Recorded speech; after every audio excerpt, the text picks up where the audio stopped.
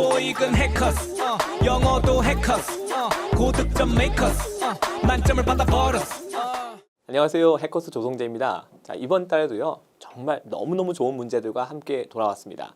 차근차근 잘 풀어보시고요. 완벽하게 실력 향상 도모하시기 바랍니다. 자, 다들 준비되셨죠? 근데 항상 제가 강조하는 4가지 실천사항은 절대로 잊으시면 안 됩니다. 말 그대로 꼭 실천을 해주셔야 돼요. 자, 그럼 시작해 볼까요? 첫 번째 문제, 적절한 부사를 선택하는 문제였죠. 사실 이 문제는 마치 막 뭔가 이렇게 해석을 해야 될 것 같지만 사실 역시 해석과는 아무 관계 없고요. 빈칸 뒤에 위치하고 있는 동사 보이시죠? increase하고 잘 어울리는 것을 선택하는 일종의 콜로케이션 문제였죠. 자, 우리가 콜로케이션이라는 것은요, 우리가 서로 어울리는 표현을 갖다가 선택하는 걸 말하는 거예요. 그래서 여기 보시면요, 우리가 영어에서 이제 증가하다 혹은 감소하다라는 그런 동사들이 있는데요. 도대체 얼만큼 증가하고 얼만큼 감소하는지 그것을 좀 더 구체적으로 나타내는 이런 부사 표현들. 자, 이런 것들을 잘 기억해 두시면 문제 풀 때 굉장히 도움이 되겠죠.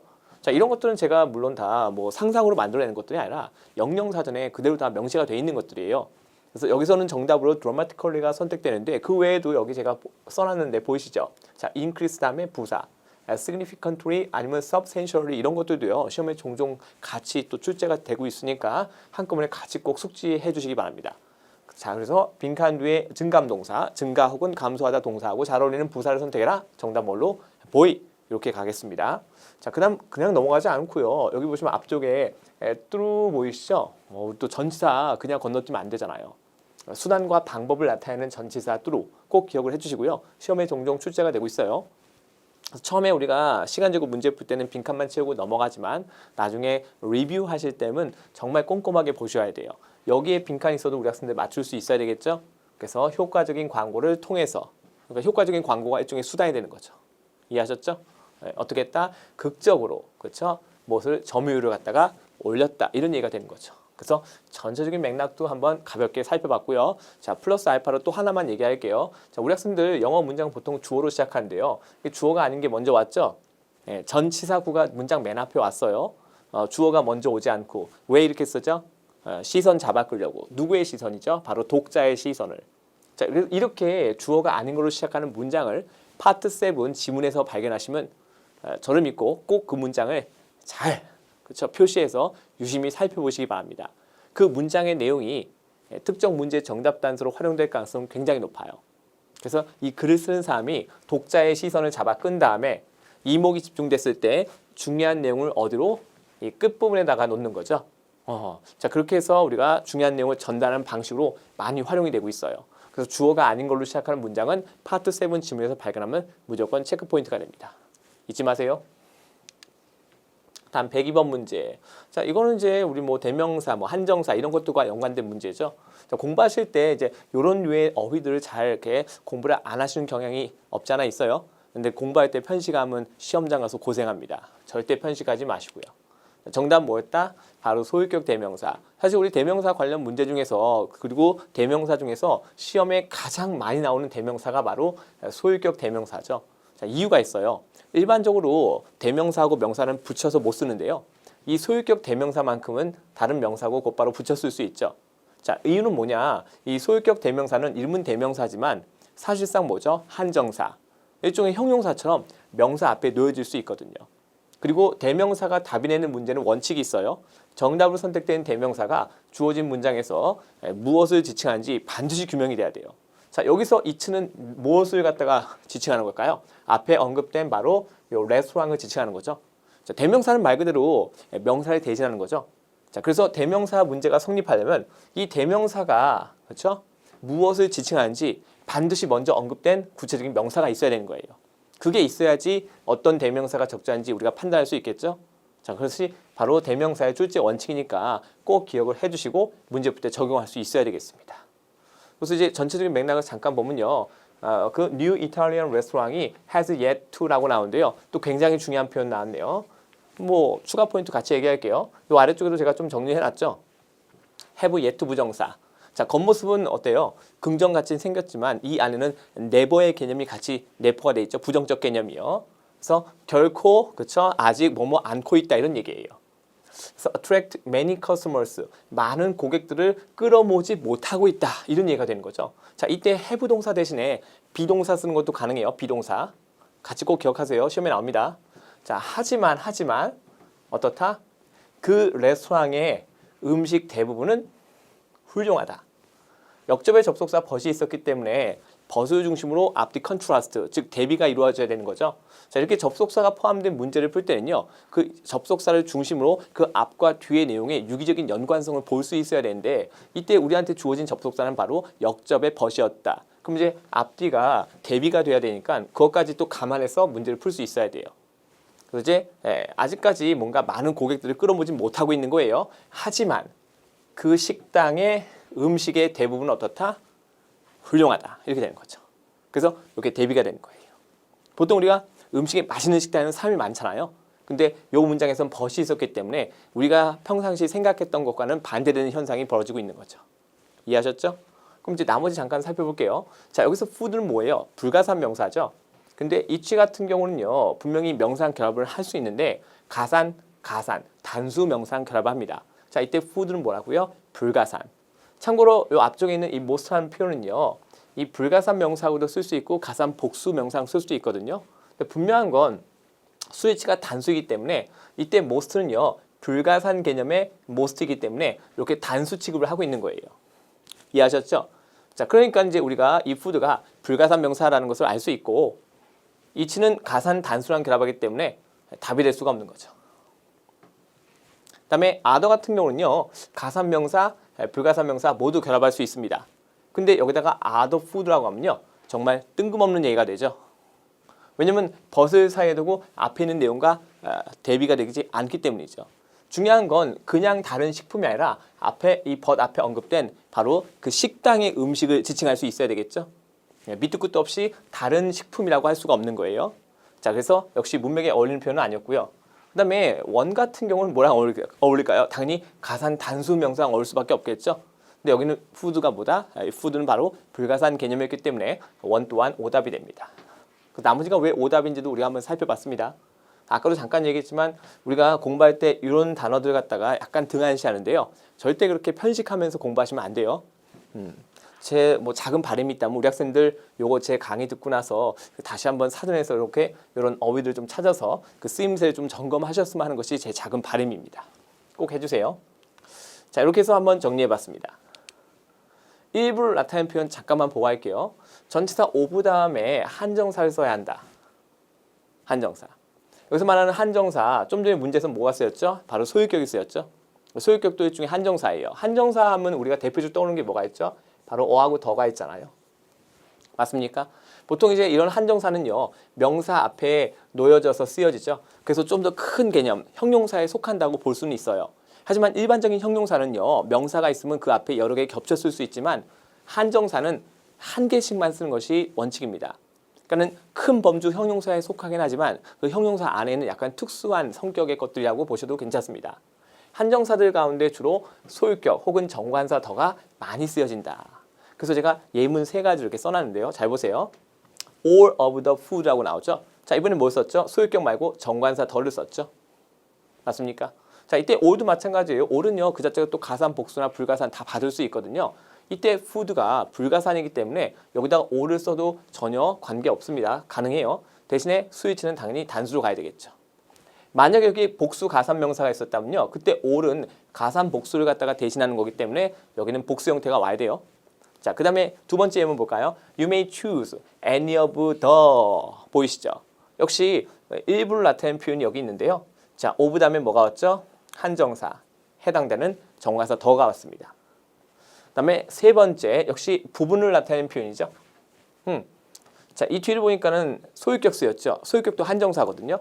그 다음에는 jokes에서 가산 복수 남아 있고요. 이때 여기가 복수의 썸이니까 역시 수위치는 복수로 할 수밖에 없는 거죠.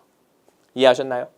자, 이렇게 해서 우리가 일부 혹은 부분을 나타낸 표현 예문도 세 가지 봤어요. all과 any와 some.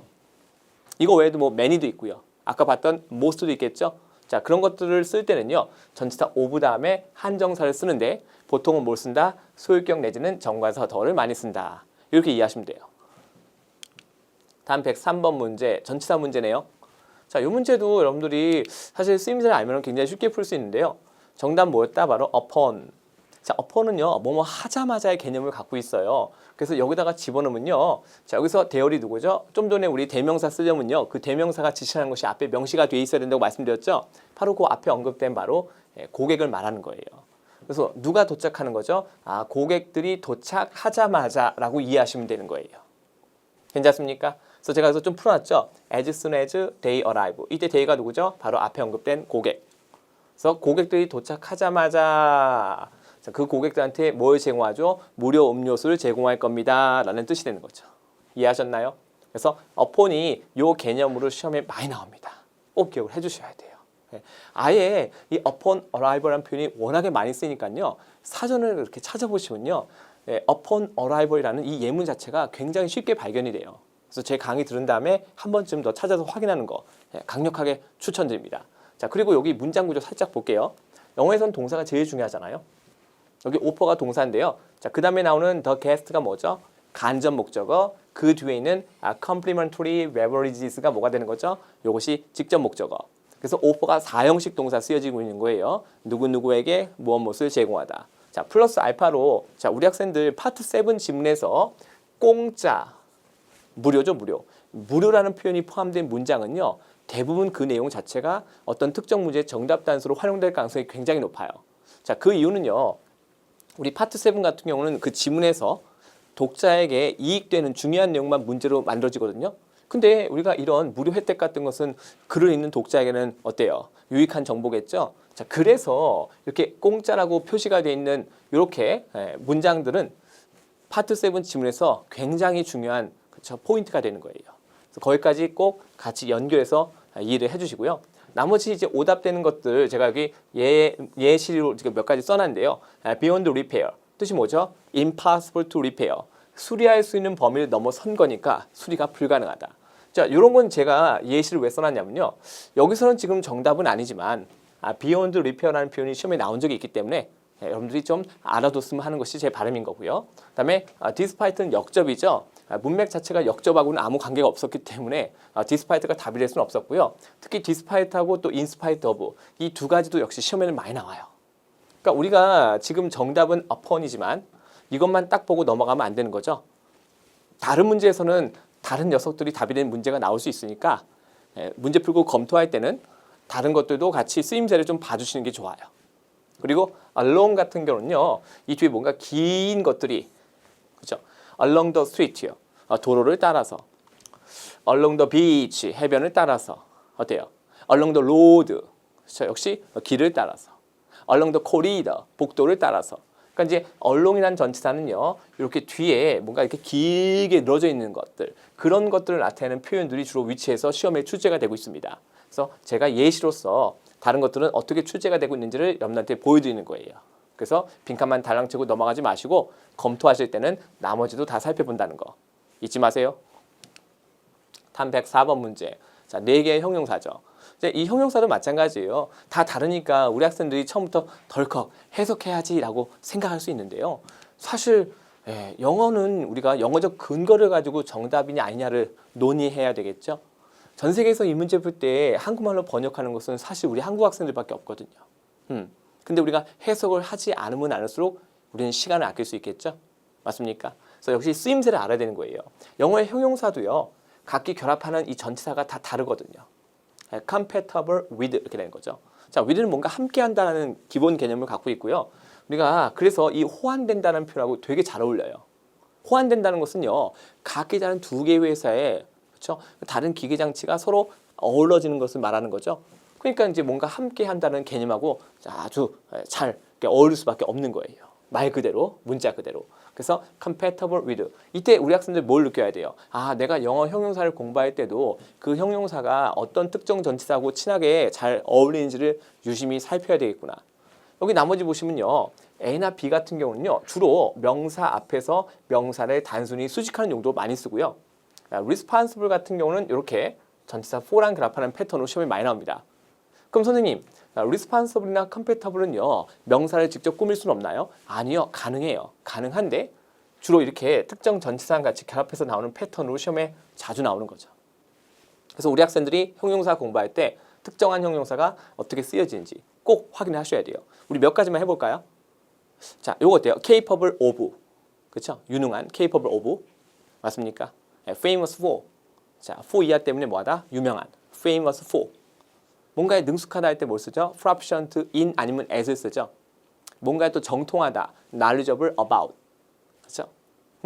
selective about도 있죠. 물론 이제 in도 가능하고요. 그 외에 뭐 popular among 아니면 with 이런 식으로요.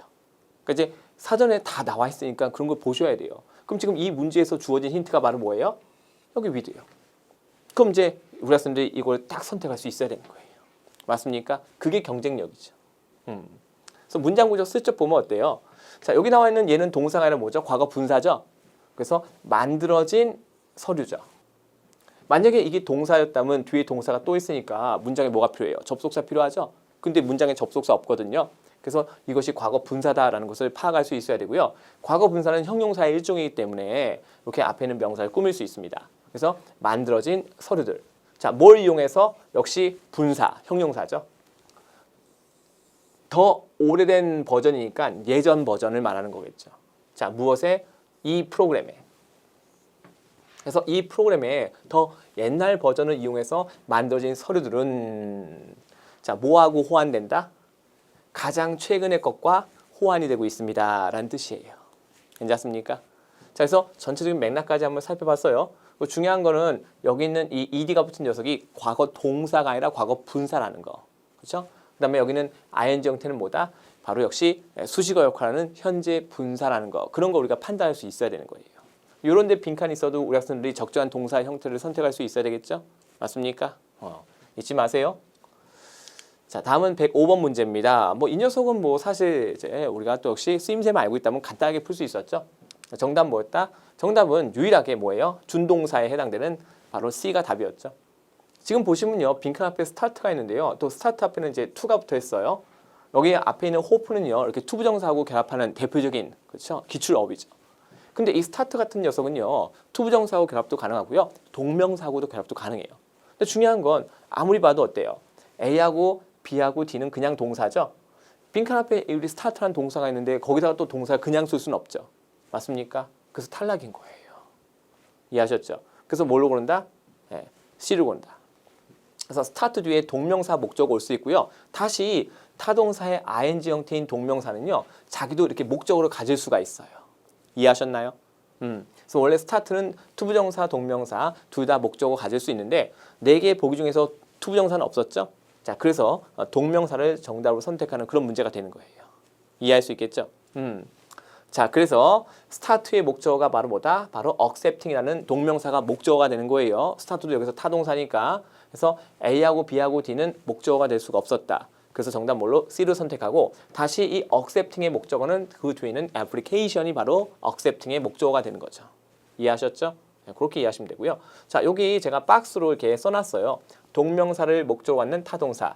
기출어휘죠. 적어도 이 정도는 여러분들이 머릿속에 딱 담고 시험장에 갈 수 있어야 되는 거예요.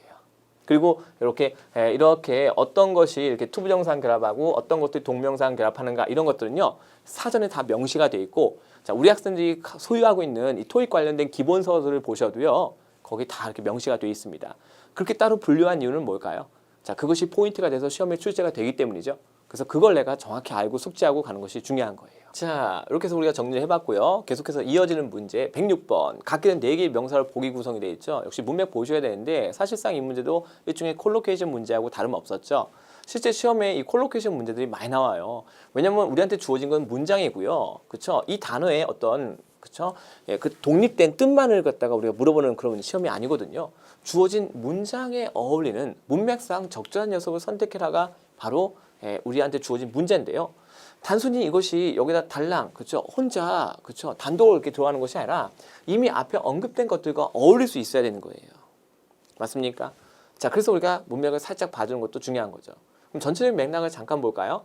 Mr. Cromwell 이렇게 나오고요. Ask that. 명령 요구 제안에 해당되는 동사죠. 자, 이렇게 명령 요구 제안에 해당되는 동사는요, 이 대절 안에 눈에 보이지 않아도 여기 뭐가 생략되어 있죠? 바로 조동사 should가 생략되어 있죠. 자, 우리 학생들 특히 파트 7 지문에서 조동사 must, should, have도 같이 강력한 조동사들은요, 강력한 의미를 전달할 수 있는 조동사는 그냥 우리가 쉽게 넘어가면 안 돼요. 왜냐면 must, should, have 같이 강력한 조동사는 가벼운 얘기할 때 쓰는 것이 아니거든요. 저는 그래서 우리 파트 7 지문에서 명령, 요구, 제한에 해당되는 동사가 포함된 문장은요. 굉장히 유심히 살펴보고요. 미리 표시해놔요. 왜냐면 그 내용이 중요한 내용이기 때문에 대부분 어떤 특정 문제의 정답 단서로 활용될 가능성이 높거든요. 꼭 기억해두세요. 파트 5는 파트 7을 위한 기반 작업이다. 자, 이 상태에서 동사가 keep 동사가 나왔죠. 우리 이 keep 동사도 시험에 잘 나와요. 토익에 등장하는 대표적인 5형식 동사인데요. 일반적인 5형식 동사는 이 목적격 보호 자리에 명사나 형용사를 취할 수 있는데 이 keep 동사는 이렇게 형용사를 취하는 것이 일반적인 패턴입니다. 꼭 기억해두세요. 그래서 목적어가 바로 여기로 하는 것이 목적어 명사죠. 목적격 보호인 상태를 유지시킨다 이런 뜻이에요. 그럼 이제 여기다 뭘 집어넣는가 봤더니요. 자, 공유된 업무 환경. 그렇죠?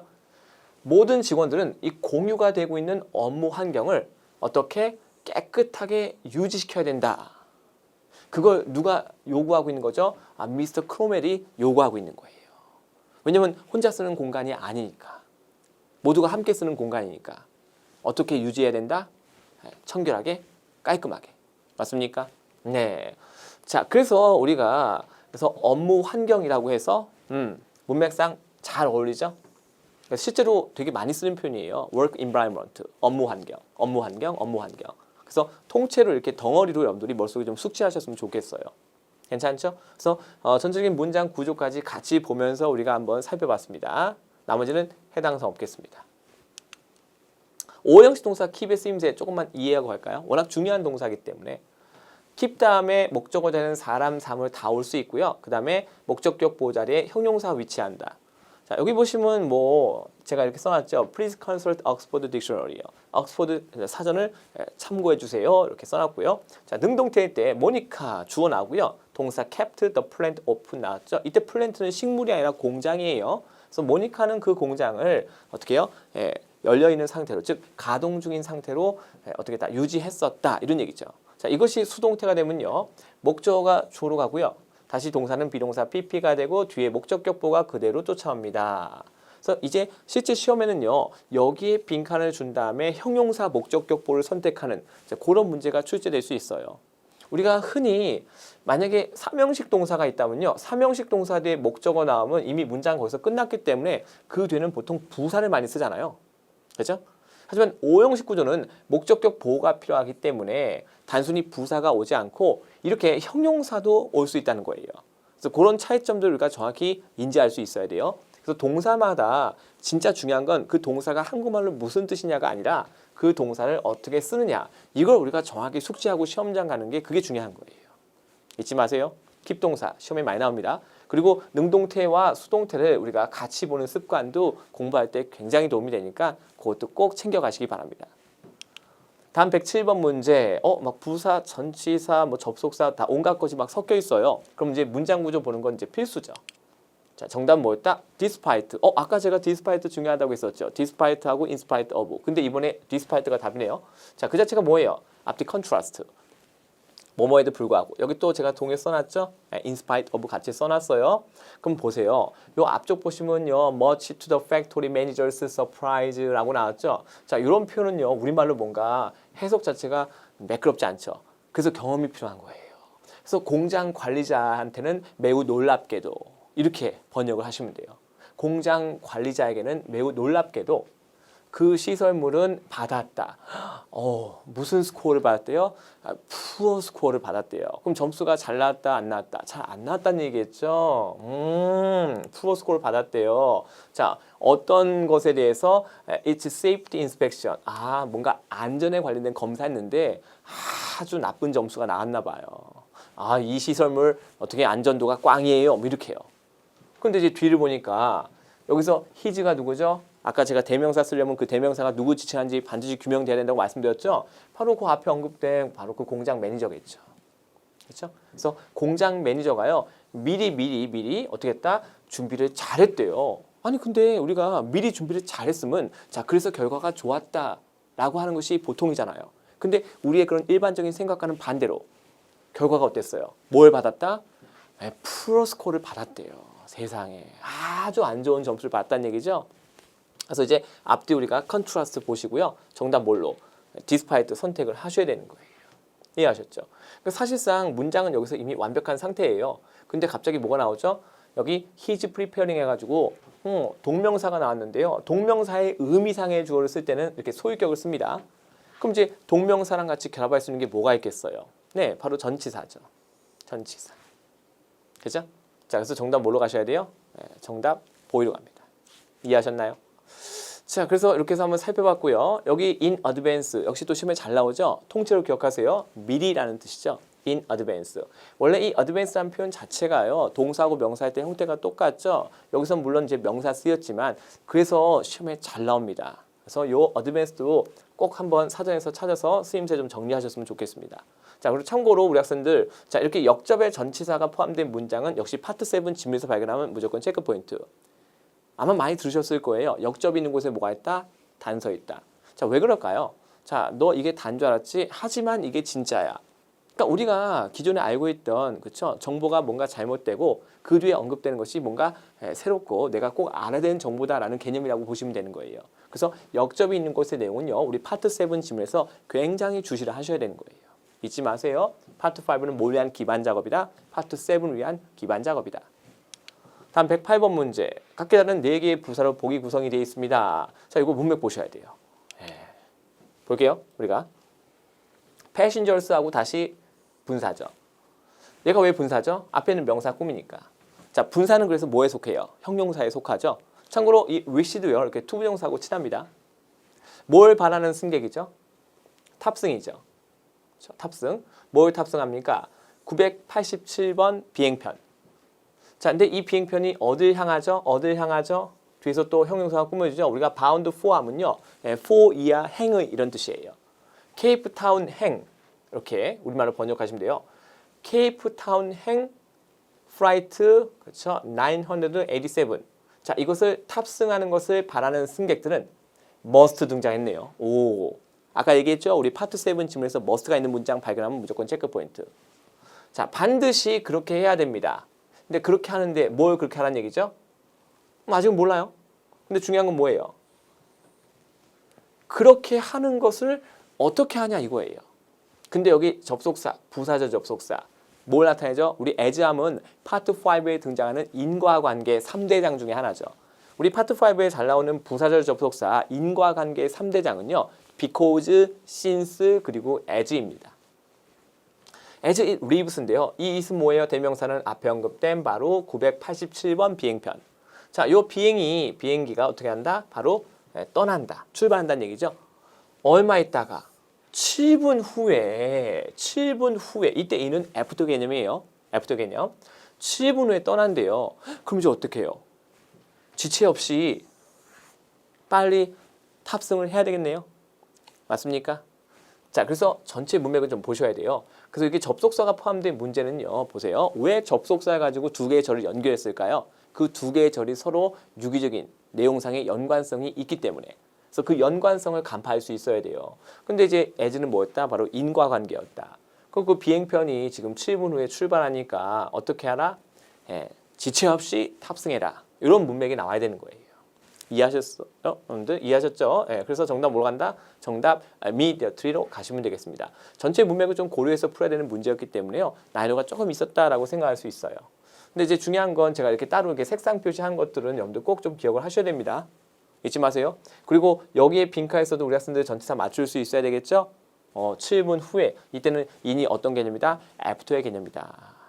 자, 요거는요 우리 학생들 제 강의 듣고 나서 사전 옥스퍼드에서 전치사 in을 한번 꼭 찾아보세요. 거기에 그 용례가 나와 있을 거예요. 자, 그리고 109번 문제. 자, 요거는 또 이제 막 접속사하고 뭐 지시 형용사 대신 대명사 이런 것들이 막 섞여 있네요. 근데 보통은 이제 접속사가 많아요. 보기 4개 중에서 무려 3개가 접속사였죠. 정답 뭐였다? 바로 주격 관계대명사. 문장에 지금 영어 문장에 동사가 2개가 있죠. 영어 문장에 동사 2개 있으면 반드시 뭐가 필요하죠? 접속사 필요하죠. 그럼 일단 4개의 보기 중에서 접속사 아닌 것부터 지우세요. 이해하셨죠? 자, 근데 이 빈칸은요. 단순히 동사 2개만 연결하면 안 되죠. 여기 있는 이 비동사 아에 무슨 역할까지 해야 돼요? 주어 역할까지 해야 돼요. 주어 역할. 자, 그러면 이제 중요한 건 우리한테 필요한 게 뭐예요? 접속사 하면서 동시에 주어 역할까지 할 수 있는 거. 근데 우리가 주어 역할은 어떤 품사가 하죠? 명사 아니면 대명사. 아, 그래서 접속사하고 대명사 역할을 동시에 하는 이 관계대명사가 답이 되는구나. 참고로 관계대명사 대신요, 선행사가 사람이건 사물이건 다 쓸 수 있고요. 그리고 이 자체로 똑같은 형태로 주격과 목적격이 다 됩니다. 자, 여기서 뭐로 쓰였죠? 빈칸 바로 되어 있는 비동사의 주어니까 주격 관계대명사로 쓰인 거죠. 여기가 아니까요. 선행사는 뭐가 돼요? 앞에 있는 단수명사가 선행사가 아니라 저 앞에 있는 areas가 선행사가 되겠죠. 이해하셨죠? 그렇게 이해하시면 돼요. 사실상 지금 보시면요. 이 빈칸부터 이만큼까지가요. 관계절이에요. 관계절을 우리가 다른 말로 형용사절이라고 하거든요. 이유는요. 앞에 있는 명사를 꾸며주기 때문에. 자, 명사를 꾸며주는 품사가 뭐죠? 바로 형용사죠. 그래서 우리가 관계절을 다른 말로 무슨 절이라고 한다? 형용사절이라고 합니다. 그래서 그 박물관의 그 구역들, 근데 그 구역들이 어떤 구역들이죠? 도색이 되어지고 있는 구역들. 자, 그 구역들이 대중들에게, 더 플러스 형용사는 뭐뭐 하는 사람들, 그래서 대중들에게 폐쇄되고 있다 이런 얘기죠. 왜? 도색 작업하고 있으니까. 그래서 문맥까지 한번 살펴봤습니다. 참고로 where 같은 경우는요. 이거 자체가 뭐예요? 부사죠, 부사. 부사는요, 동사의 주어가 될 수 없죠. 자, 그렇기 때문에 where는 탈락입니다. where 같은 경우는요, 우리가 관계절을 만들 때는 관계부사, 의문문을 만들 때는 의문부사죠. 그래서 부사가 비동사의 주어 역할을 할 수 없어요. 그래서 얘는 탈락. 하지만 대명사는 주어 역할을 할 수 있잖아요. 괜찮죠? 자, 그 다음에 whenever 역시 마찬가지예요. 접속사긴 해요. 이것도 접속사인데요. 역시 부사죠. 결국 비동사의 주어가 될 수는 없습니다. 그래서 역시 탈락. 그래서 정답 뭘로 간다? 정답 대수로 갑니다. 자, 이 대수는요. 정말 중요한 접속사예요. 지금 현재 이 문제에서 대수는 관계절, 즉 형용사절 접속사지만 대수는 그 자체가 명사절 접속사가 될 수도 있고요. 그리고 부사절 접속사가 될 수 있습니다. 그래서 시험에 자주 나오는 거예요. 왜냐면 겉모습은 똑같은데 기능이 워낙 다양하니까. 결국 우리가 대수는 명사절, 형용사절, 부사절 접속사가 다 됩니다. 라고 암기하는 것이 중요한 것이 아니라 우리 학생들이 문장을 보고 그 문장 안에서 대시 어떤 역할을 하고 있는지를 판단할 수 있는지 없는지 그걸 반드시 점검하고 시험장 가셔야 되는 거예요. 단순히 암기로 하시면 안 되고요. 내가 실제로 적용을 할 수 있냐 없냐 그걸 꼭 확인하고 시험장 가셔야 되겠죠. 그게 진짜 실력이 되는 거예요. 자, 요거 그냥 안 가고요. 문장 구조 분석 할게요. 관계대명사 대세 쓰임새 이야기. 원래 이렇게 우리 관계절로 결합되기 전에는요. 이렇게 1번과 2번 두 개의 문장이 있었을 거예요. 보이시죠?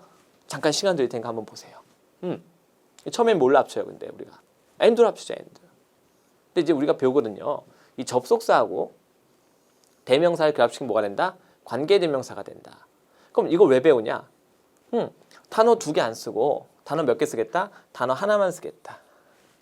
언어의 경제성. 전 세계 모든 언어는 같은 내용을 전달할 때 어떻게 쓴다? 좀 더 간단하게.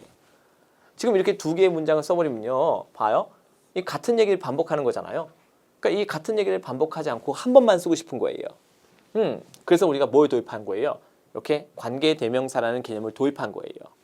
그래서 이제 1번, 2번 이렇게 따로따로 쓰면서 같은 얘기를 반복하기보다는 그렇게 하지 않고 좀 더 간단하게 쓰는 거죠. 이해할 수 있을까요? 자, 그렇게 해서 우리가 관계대명사도 한번 이해를 할 수 있는 거예요. 자, 요거 보고 나서 역시 우리 학생들 뭐 하시는 게 좋아요? 갖고 있는 기본서 아니면 사전 펼쳐놓고 관계대명사 대세에 대해서 조금 더 추가로 학습을 하시는 게 더 좋겠죠. 잊지 마세요. 자, 다음은 110번 문제. 각기 다른 4개의 전치사 보기 구성이 되어 있네요. 난 이것도 사실 내 일종의 콜로케이션 문제하고 똑같아요. 우리 영어의 동사들은 각기 결합한 전치사가 다 다르거든요. 특히 곧바로 이제 동사 뒤에 전치사가 오니까 얘는 무슨 동사? 바로 자동사. 뒤에 목적어 보호를 가질 수 없고 곧바로 그쵸? 전치사가 위치하고 있죠. 그래서 expand into, divided into 제가 이렇게 출제가 됐던 것들도 제가 한번 써봤어요. 그렇죠? 그래서 divided도 뭐랑 결합하죠? 이렇게 into하고 친합니다. 그 다음에 여기 보시면요, abide by, search for, 그 다음에 preside over 제가 써놨죠. 여기 있는 표현들 전부 다 시험에 나오는 표현들이거든요. 물론 여기서는 이제 뭐 A하고 B하고 D는 답이 아니었지만, 자, 이런 전치사들과 또 친한 동사가 따로 존재하거든요. 그런 것들도 내가 미리미리 숙지하고 시험장 간다면 어떤 경우라도 우리가 답을 맞출 수 있겠죠. 자, 여기 나오지 않았지만 이거 외에도 뭐가 있을까? 우리 comply with, 뭔가 준수하다. 그렇죠? adhere to도 있고요.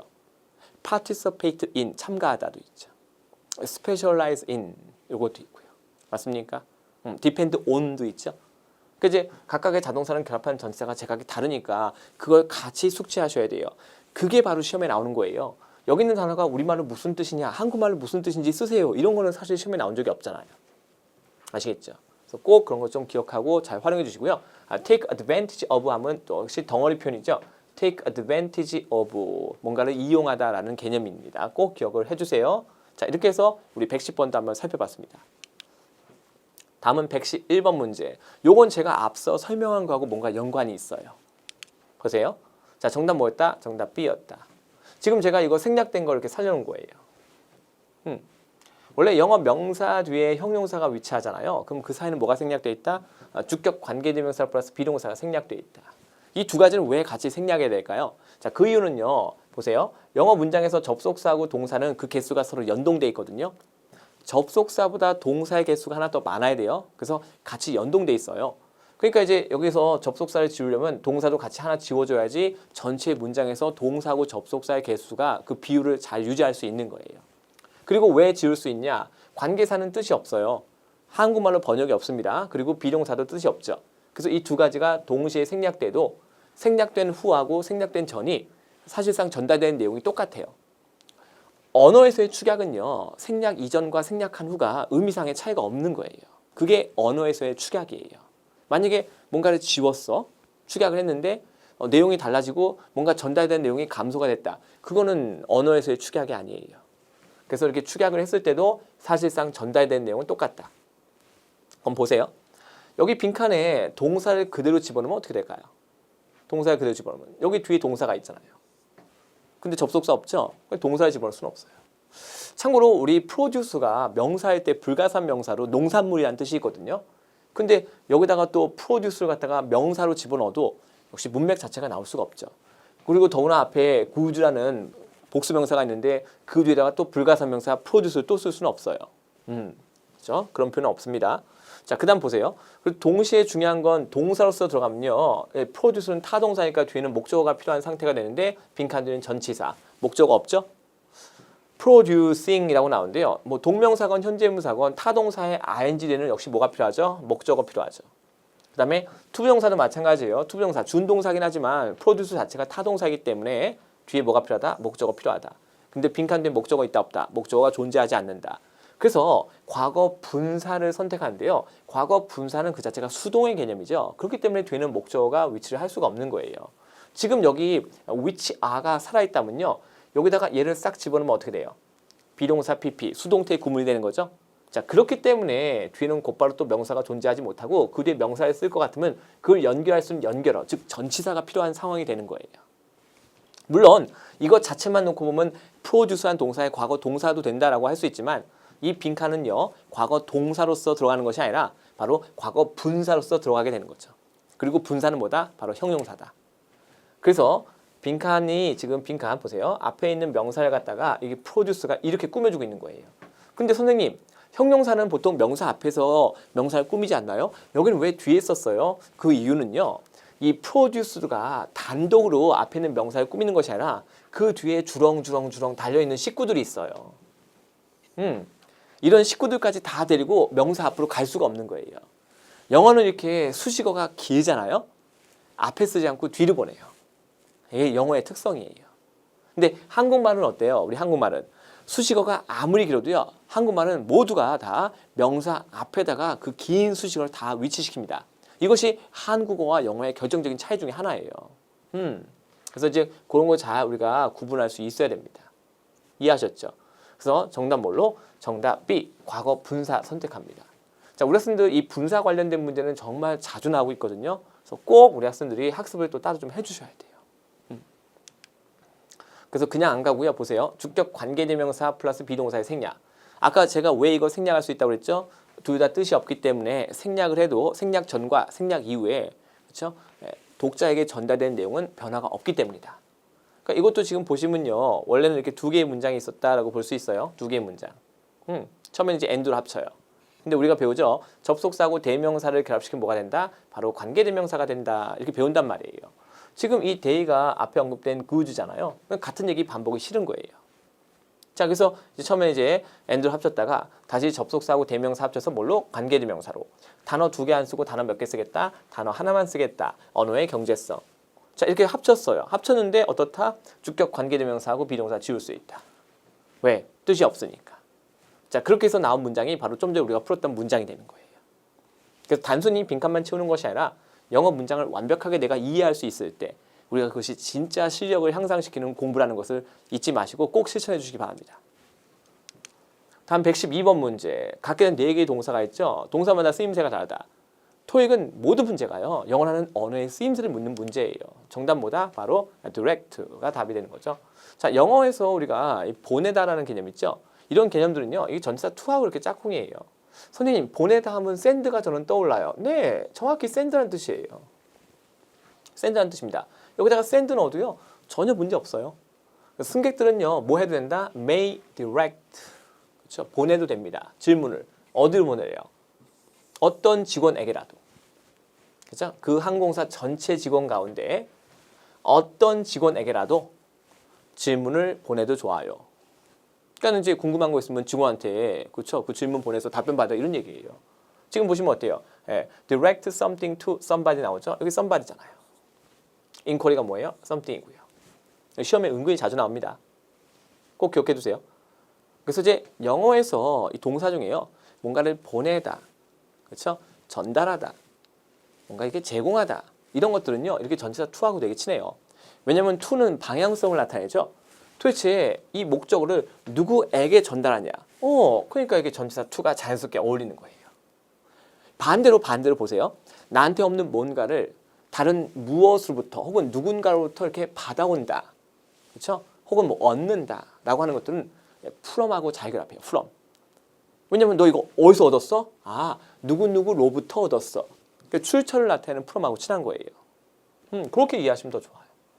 인슈어 같은 경우는 우리 인슈어 대절 주어 동사 이런 패턴은 시험에 잘 나오죠. 이때 이 대은 명사절 접속사인데요. 또 생략도 가능하고 요새는 또 이걸 생략한 상태에서 뒤에 주어 동사 주는 패턴으로 또 시험에 나오기도 합니다. 그리고 recover 하면요. recover from 해서 곧바로 전치사 결합하는 자동사 패턴으로 많이 나오고요. respond 같은 경우도 전치사 to랑 결합하는 자동사 혹은 respond 다음에 곧바로 대절 주어 동사 이런 패턴으로 이제 쓰여지는 거예요. 이거 제가 만든 거 아니라 사전에 있는 거 그대로 제가 옮겨 적은 거예요. 그래서 동사마다 쓰임새가 다 다르죠. 그걸 내가 알고 간다면 정확히 뭘 할 수 있죠? 한국말 번역하지 않고 즉 한국말 번역 안 하니까 뭘 아끼면서 시간을 아끼면서 문제를 좀 더 정확하고 효율적으로 풀 수 있게 되는 거예요. 그래서 우리 학생분들 괴롭히려고 제가 사전 보라는 거 아니에요. 그렇죠? 제가 써보니까 너무 좋거든요. 꼭 같이 썼으면 좋겠고요. 우리가 온라인상에서 무료로 이용할 수 있는 것들이 너무나 많습니다. 그런 무료 자료들을 많이 활용을 해주세요. 다음 113번. 자, 이런 것도 우리 약점이에요, 약점. 근데 이거는 여러분들 아마 공식처럼 많이 그냥 단순 암기하셨을 텐데요. 저도 많이 했어요. 막 중학교 때 막 서치어 혁명, 소 혁명. 어때요? 서치어 혁명. 근데 굉장히 독특하지 않아요? 감히 관사 앞에다가 쓰잖아요. 그죠? 그래서 이 관사가 뭐예요? 한정사죠. 한정사. 근데 이 한정사 앞에 위치시킨다 해서 전치 한정사. 원래 영어의 한정사는요. 한 개씩만 쓰는 것이 기본 원칙인데요. 이 search라는 녀석은요. 심지어 이렇게 다른 한정사. 한정사 중에서 뭐죠? 바로 관사, 부정관사 앞에 이렇게 쓸 수가 있는 거예요. 근데 굉장히 독특한 어순이니까 이걸 보는 사람 눈에는요. 굉장히 이제 잘 뜰 수밖에 없죠. 근데 왜 이렇게 독특한 어순을 썼을까요? 목적이 뭘까요? 어떤 의도? 강조하려고요. 저는 그래서 이 파트 7 지문에 서치어 혁명이라는 표현이 포함된 문장이 있잖아요. 무조건 그 문장을 표시해요.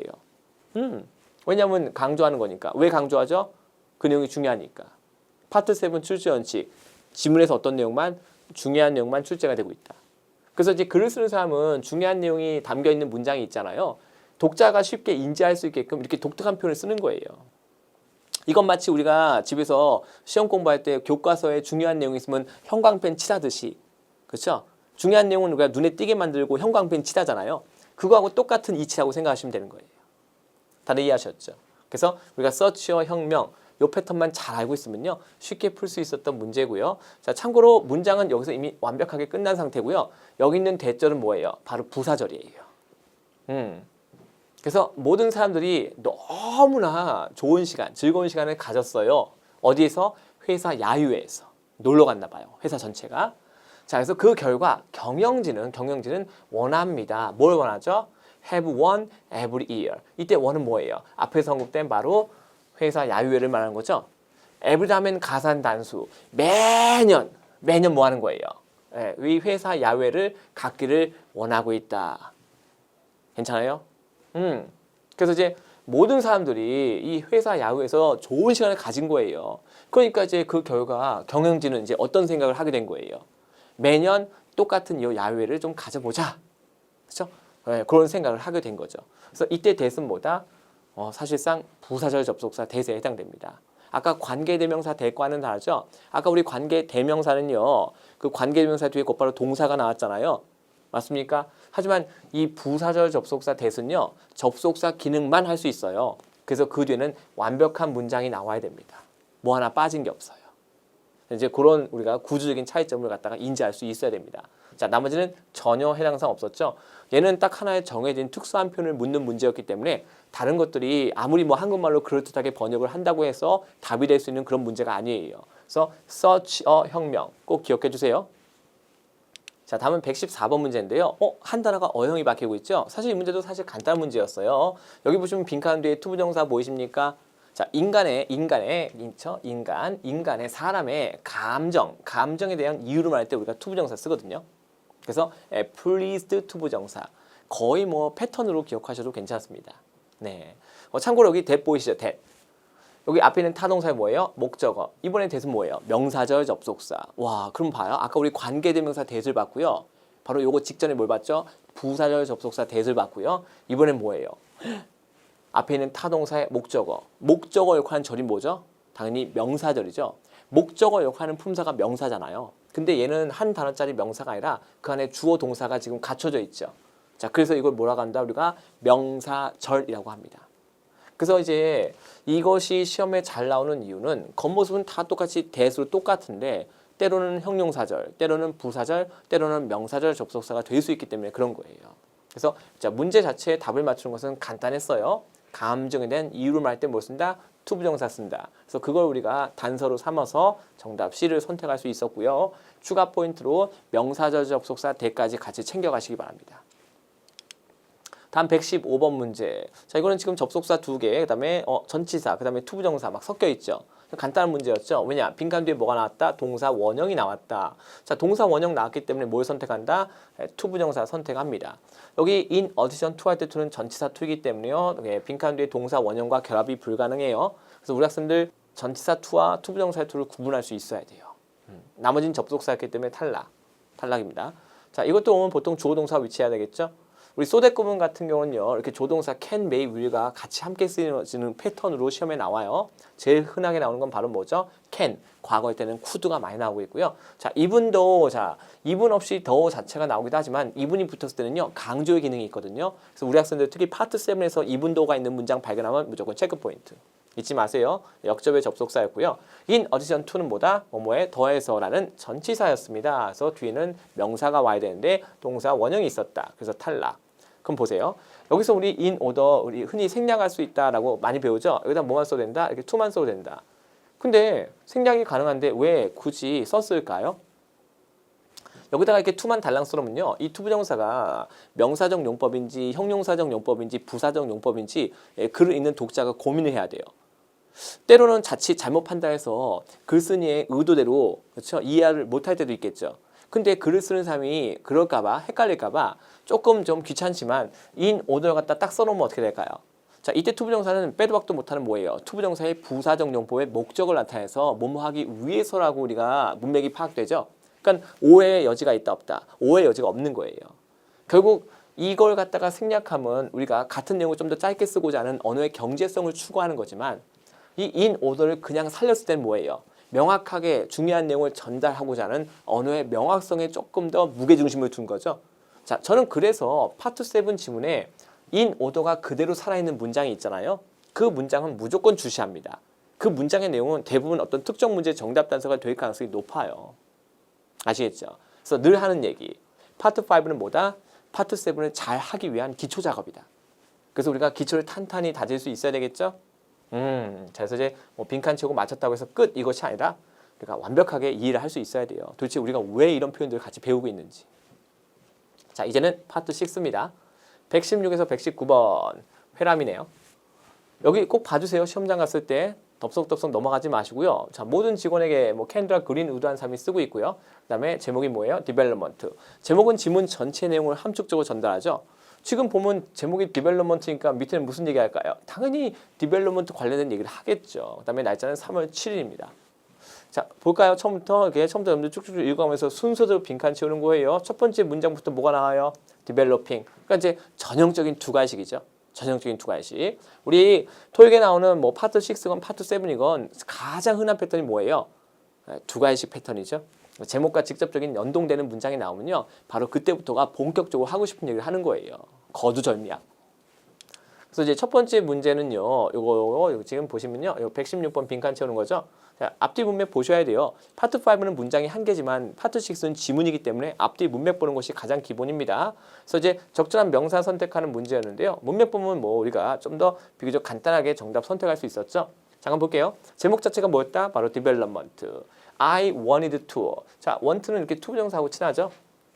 자, 그래서 personally를 우리 학생들이 개인적으로 이렇게 하지 마시고요. 직접이라고 번역하는 것이 문맥상 훨씬 더 적절할 거예요. 그래서 나는 원했다. 뭘 하는 것을 직접 너에게 최신 정보를 제공하기를. 뭐에 대한 최신 정보인가 봤더니요. on the library site 해놓고요. 갑자기 주어 동사가 나오는데 타동사 ing 뒤에 목적어 있어야 하는데 목적어 없죠. 그 이유는 여기 뭐가 생략되어 있죠? 목적격 관계대명사 대신한 which가 생략되어 있는 거예요. 선행사는 사물이고요.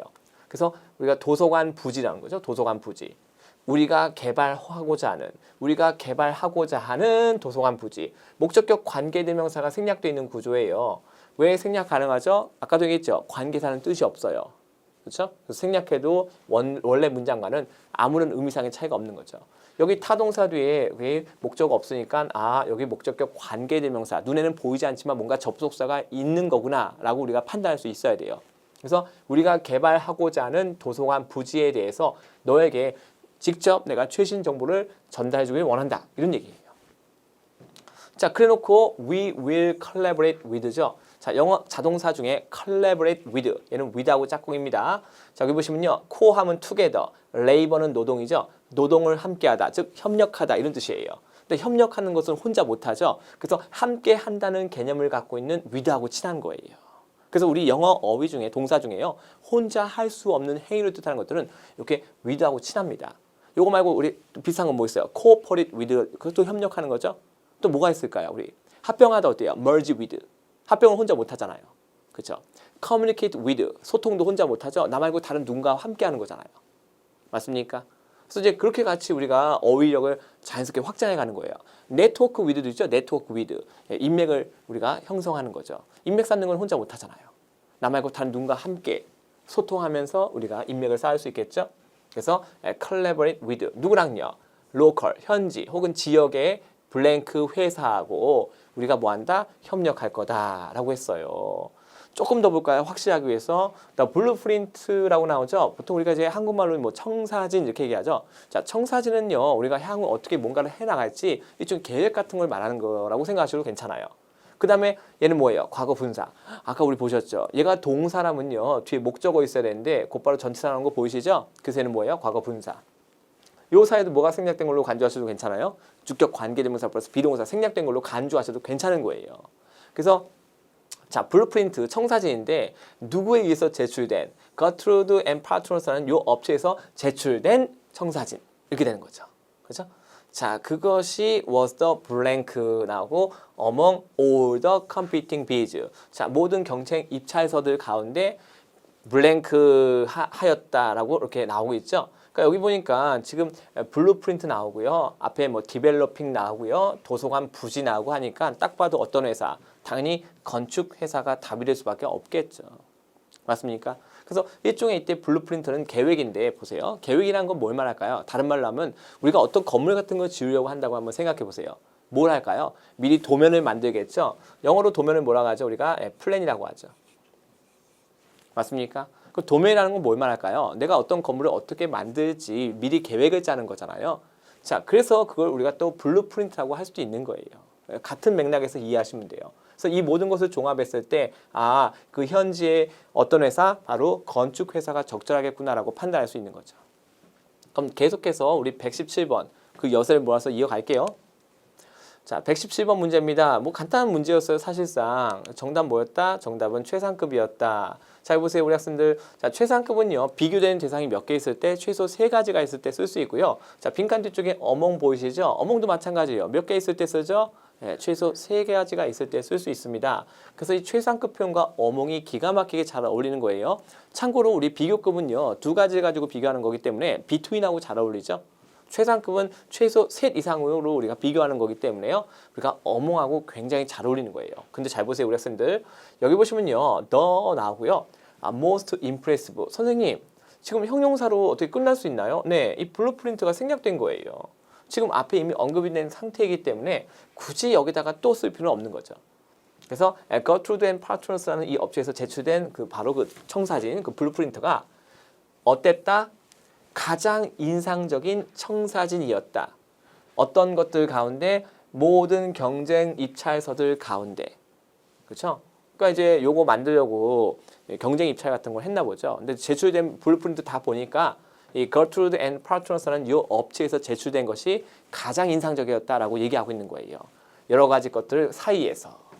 이해하셨죠? 더더구나 앞에 정관사 더까지 붙어 있죠. 정관사 더는 아무 때나 막 쓰는 거 아니에요. 주로 이렇게 최상급 앞에 우리가 또 정관사 더를 쓰는 거죠. 그래서 생략된 것까지 우리가 정확히 간파할 수 있었다면 정답 뭘로 A 선택하고 넘어갈 수 있었던 그런 문제였죠. 나머지는 해당상, 어법상 맞지 않습니다. 자, 계속 가겠습니다. 다음 118번 문제. 자, 문맥을 보시고요. 그 내용을 적절하게 이어줄 수 있는 그런 문장을 선택하는 문제였는데 볼게요. construction, 건설이죠. will be handled, 처리가 될 겁니다. 누구에서? 요 업체에 의해서.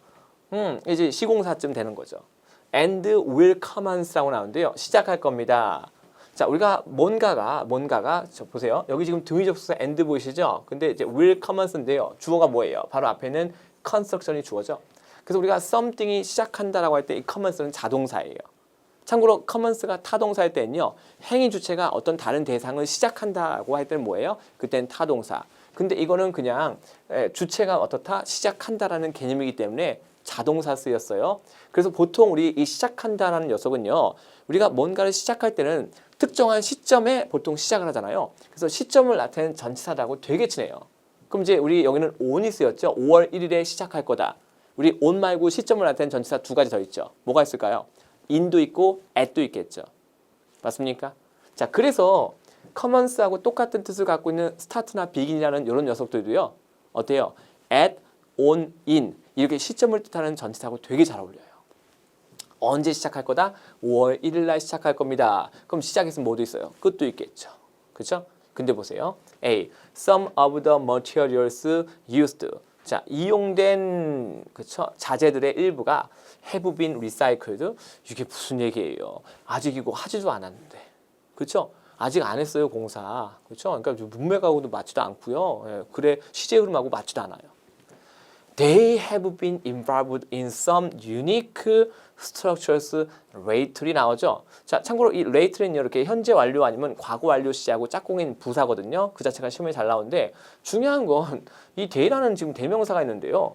이 대명사가 지금 앞에 지칭할 만한 게 있어요, 없어요? 없어요.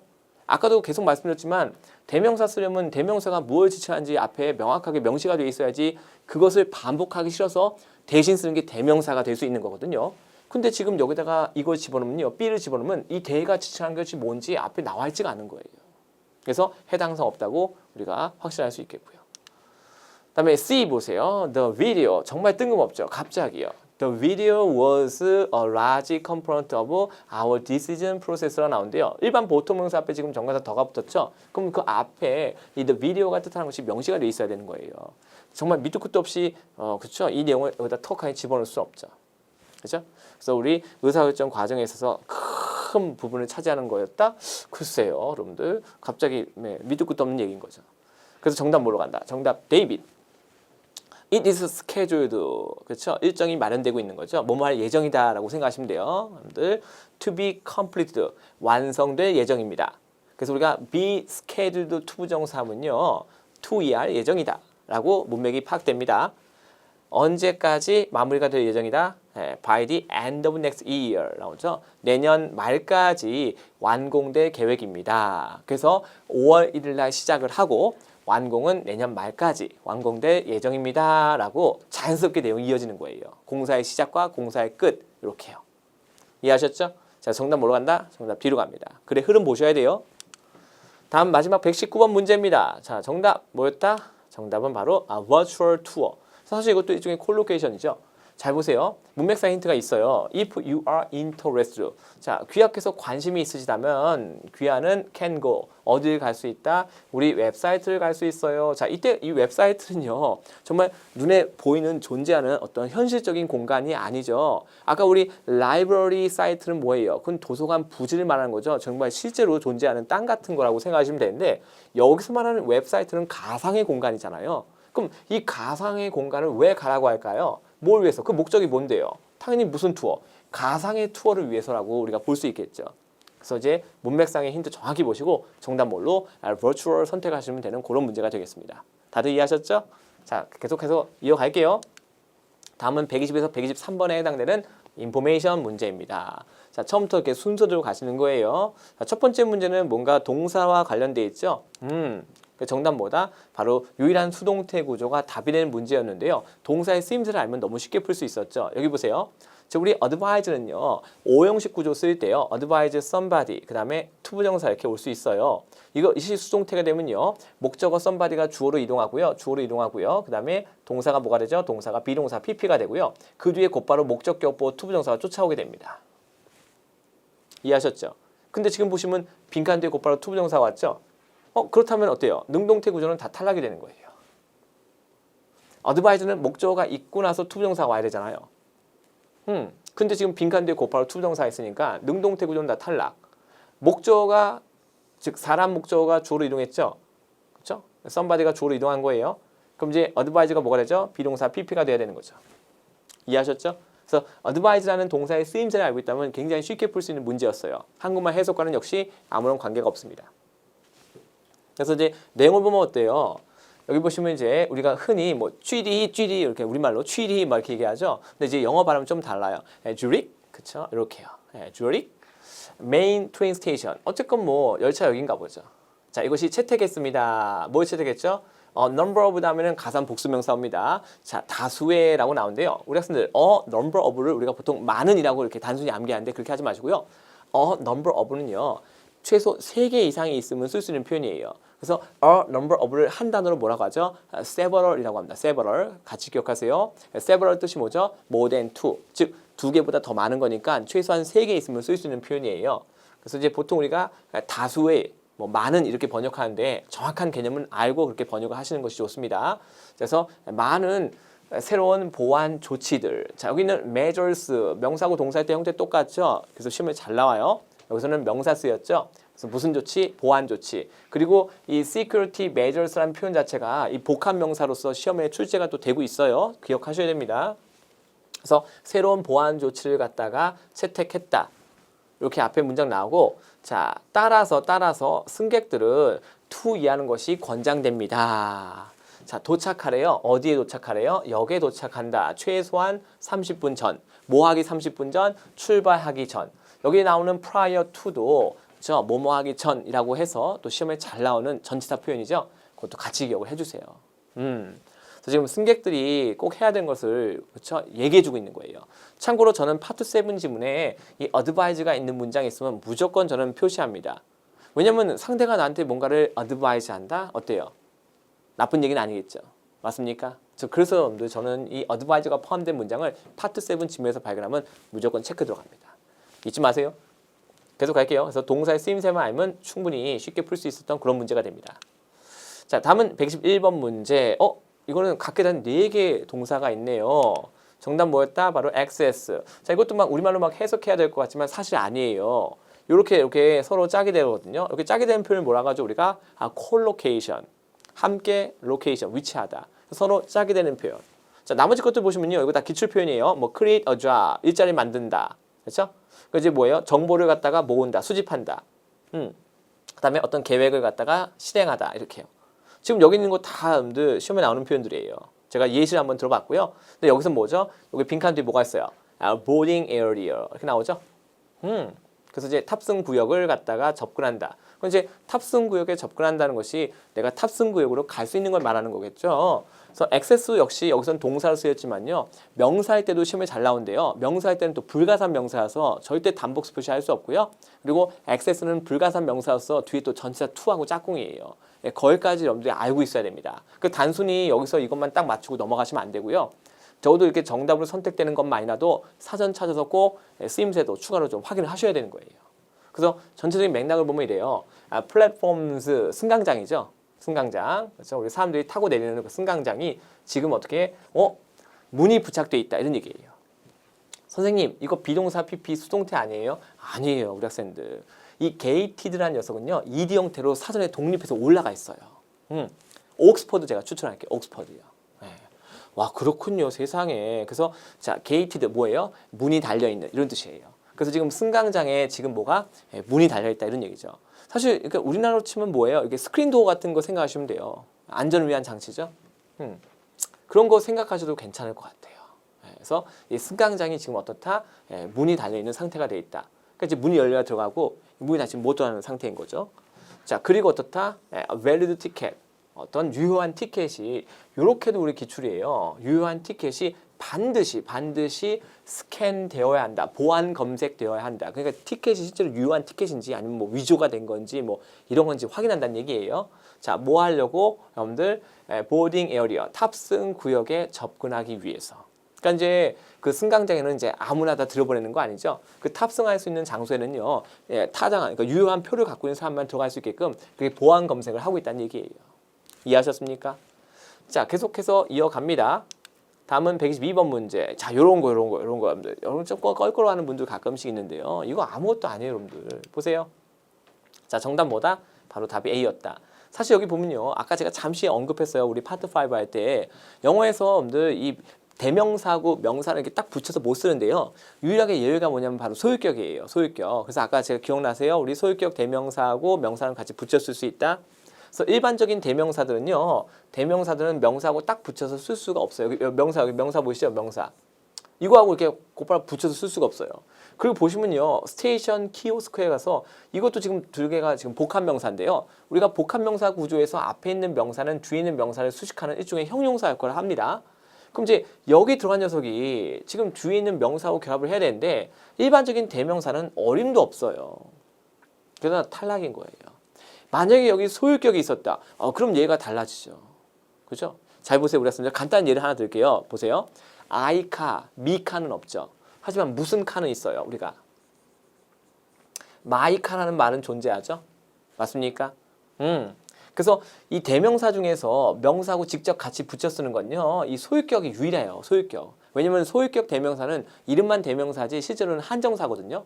그 외에 나머지 대명사는 명사하고 그냥 갖다 붙여 쓸 수가 없어요. 이해하셨죠? 그래서 지금 ABC는 다 탈락이고요. 자, any는 여기서 뭐예요? any도 원래는 그 자체가 대명사 될 수 있는데 여기서 any는 뒤에는 가산 복수 명사랑 결합하는 일종의 뭐예요? 부정형용사 혹은 한정사라고 할 수 있는 거예요. 한정사. 아까 제가 한정사는 일종의 형용사라고 말씀드렸죠. 큰 범주에 속하는 그래서 정답 뭘로? any로 갑니다. 자, 이 any를 또 굉장히 좋아요. 토익이. 그래서 보세요. 우리 any 다음에 가산단수, any 다음에 가산복수, 가산복수 보이시죠? 그다음에 any 다음에 불가산. 이 모든 게 가능한 녀석입니다. 그래서 여러분들 꼭 기억을 하셔야 되는 거예요. 아시겠죠? 그래서 정답은 뭐다? 정답은 바로 데이빗 any였다는 거죠. 참고로 여기 this는 뭘 나타내죠? 앞에 언급된 valid 티켓을 말하는 거죠. 그래서 우리 학생들 이렇게 대명사 같은 게 있으면요. 이 대명사가 지칭한 것이 반드시 앞에 존재하기 때문에 글의 흐름을 보면서 그 대명사가 뭘 지칭하는지를 반드시 파악하면서 자연스럽게 글의 내용을 이해하셔야 되는 거예요. 막 대명사 막 그냥 건너뛰면 안 됩니다. 그래서 이제 앞에 언급된 이 티켓이 어떻게 될 수 있다? 온라인으로 구매가 되거나 혹은 어디서? 키오스크에서 그 역에 위치한 키오스크라는 것은요. 이제 역에 있는 뭐 물건 파는 그 매점 같은 곳인데요. 자, 거기서 심지어 이제 티켓도 파는 거죠. 그렇죠? 꼭 굳이 이렇게 먹을 걸 팔지 않아도요. 역에 설치된 일종의 시설물이라고 보시면 돼요. 어떤 부스 같은 거라고 보셔도 되고요. 그래서 그 역 키오스크에서 근데 앞에 애니가 붙었으니까 특정이 하나 정해진 키오스크가 아니라 그 역에 있는 그 어떠한 키오스크라도 그 모든 키오스크에서 우리가 티켓이 구매될 수 있다라고 말해주고 있는 거예요. 괜찮죠? 자, 그래서 우리가 내용까지 한번 이해해 봤습니다. 자, 그리고 우리가 다룰 마지막 문제, 문맥상 적절한 그렇죠? 내용을 담고 있는 문장으로 빈칸 채우는 건데요. 보세요. Additionally 앞에 이미 언급된 것과 관련된 부연 진술이죠. 이런데 우리 빈칸에서도 앞뒤 문맥 따져서 그렇죠? Additionally라고 선택할 수 있어야 돼요. 자, 올 다음에 우리 가산 복수 명사 올 수 있고요. 때로는 불가산 명사도 가능해요. 그래서 모든 승객들은 will be screened. 그렇죠? 확인될 거다. 뭐 하기 전에? 탑승하기 전에. 이렇게요. 그래서 빈칸. 이 모든 게 다 뭐예요? 보안을 위한 조치죠. 자, 그래서 앞뒤 문맥 봐야 되니까 뒤에 문제도 볼게요. 네, 더 많은 정보, 뭐에 대한 정보일까요? 참고로 이때 information은 불가산 명사죠. 그래서 more 뒤에는요 이렇게 불가산 명사 올 수 있고요. 아니면 가산 복수 명사도 가능해요. more는 much하고 many의 비교급이니까. About the new security procedure 나오네요. 새로운 보안 조치들에 대해서 더 많은 정보가 이용 가능합니다. 여기 웹사이트에서 라고 나오고 있네요. 자, 그럼 이제 여기 뭐가 적절하냐? 정답은 C였다. 우리 정답부터 한번 볼게요. trained personnel 나오죠? 자, 숙련된, 이미 교육을 받아서 뭔가 잘 알고 있는 그런 직원들. 자, 이 personnel은요, 뒤에 S 같은 거 안 붙어 있죠? 근데 이거 자체가 복수의 개념이에요. 복수의 개념. 그래서 만약에 스위치 문제 나온다면요, 뒤에 S가 없더라도 동사는 복수를 선택하셔야 돼요. 그래서 직원들이란 뜻이에요. 참고로 퍼스넬이 불가산 명사일 때는요, Human Resources Department, 즉 인사 부서를 나타냅니다. 자, 여기서 뭐를 쓰였다? 사람을 뜻하는 걸 쓰였다. 그래서 숙련된, 훈련받은 직원들이 수행할 겁니다. 자, 이러한 무엇을? 검사들을 라고 나오죠. 검사들이요. 얘가 뜻이 뭐라고요? 검사한다고요. 그래서 추가로 모든 승객들은요, 탑승 전에 어떻게 해요? 스크린드, 확인되어질 거다. 즉 표가 제대로 갖고 있는지 없는지 뭐 이런 거 다 확인한다 이런 얘기예요. 그래서 이제 이러한 바로 검사들, 이것이 누구에 의해서 이제 수행되는 거예요? 바로 이 훈련받은 직원들에 의해서 수행된다라고 보시면 되는 거예요. 그래서 맥락이 잘 이어지죠. 그래서 이제 이러한 새로운 보안 조치에 대해서 더 많은 질문이 있어. 그러면 여기로 가면은 네가 이용 가능해라고 또 친절하게 알려주죠. 맞습니까? 추가 정보를 얻을 수 있는 방법까지. 그럼 이제 A 보세요. 자, 열차들은 출발합니다. 그렇죠? every hour, 매 시간마다. 여기에서 너무 뜬금없죠. 우리 지금 앞뒤가 죄다 뭐에 관한 얘기예요? 응? 이 보안 검색 이런 거에 관한 얘기잖아요. 맞습니까? 그러니까 아무런 그쵸 관계도 없는 얘기예요. 그다음에 B 보세요. 갑자기 역접의 등위 접속사가 등장하네요. 여러분들 이때는 물론 등위 접속사 아니라 이제 부사라고 보셔야 되겠죠. 문장 맨 앞에 왔으니까. 그래서 yet the suitcase is also very durable. 자, 갑자기 그 수트케이스가 매우 내구성이 좋습니다. 이게 지금 우리가 수트케이스에 대한 어떤 뭐 특징이나 장점에 대해서 얘기하는 그런 것이 아니었잖아요. 그렇죠? 심지어 얼소까지 있어요. 그럼 이게 여기 들어가면 그 앞에 뭔가 그 수트케이스에 어떤 뭐 다른 관련된 내용이 있어야 되는데 수트케이스하고는 아무 얘기 관련도 없었거든요. 너무나 뜬금없이 그 수트케이스는 또한 어떻다? 매우 내구성이 좋습니다. 뜬금없는 표현이었고요. T 보세요. Destinations, 도착지요? Can be changed, 변경될 수 있다. After this has been done. 자, 이것이 이행된 후에. 자, 여기서 this가 지시한 게 도대체 뭘까요? 설마 123번 빈칸 앞에 있는 모든 승객들이 탑승 전에 뭔가 이렇게 그렇죠? 확인되어진다. 실제로 승객이 맞는지 아닌지. 그걸 지칭하는 걸까요? 그러기에는 앞에 있는 내용과 전혀 그렇죠? 맥락이 연결이 안 되는 거죠. 그래서 탈락. 정답 뭐로 간다? 정답 D로 간다. C로 갑니다. C로. 그렇죠? 그래서 지금 이렇게 보면요. 어때요? 글의 흐름이 처음부터까지 굉장히 한 가지 주제 목적 하에 일관성 있게 내용이 아주 유기적으로 연결돼서 전개가 되고 있죠. 근데 거기서 조금이라도 벗어나는 내용은 답이 될 수가 없는 거예요. 그래서 이제 글의 흐름을 정확히 파악할 수 있어야 되는데 우리가 영어로 쓰여 있는 문장의 글의 흐름을 파악하려면 뭘 알고 있어야 될까요? 영어의 어법을 알아야지. 그렇죠? 그걸 알아야지 해석을 해서 문맥 파악도 정확하게 할 수 있는 거예요. 그래서 결국 우리가 한국말 해석을 하려고 해도 정확한 한국말 해석도 영어라는 언어의 어법을 정확히 알아야지 할 수 있는 거죠. 그래서 항상 쓰임새, 어법, 그렇죠? 그걸 우리가 아는 것이 첫 번째로 가장 중요한 일이라는 것을 명심하시고요. 반드시 우리 학생들 사전 적극적으로 활용해서 영어의 어법을 정확히 알고 숙지하고 훈련해서 시험장 가시기 바랍니다. 제 강의 끝나고 나서 우리 학생들 다시 한번 철저하게 복습하는 거 다들 아시죠? 절대 까먹지 마시고 그대로 실천해 주세요. 우리 학생들 다들 수고하셨습니다. 힘내세요. 화이팅! 고맙습니다. 점수 잡는 해커스.